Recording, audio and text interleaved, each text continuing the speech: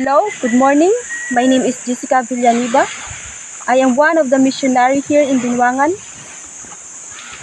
Actually, I'm a product of KISI.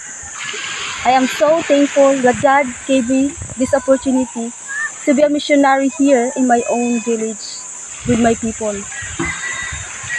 I'd like to share with you my experience with God or my encounter with God here with my people.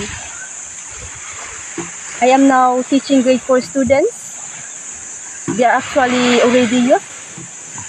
And the Bible says, "Go ye therefore and teach all nations." Last week, I was assigned to lead the program. I listed the sequence of the program and invited my students to take part of it. There was no hesitation. They took the part, they volunteered themselves, and the program went well.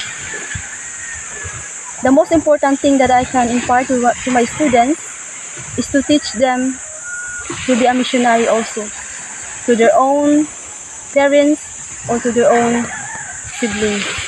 I am happy that I am seeing now the progress of God's mission here in Binwangan.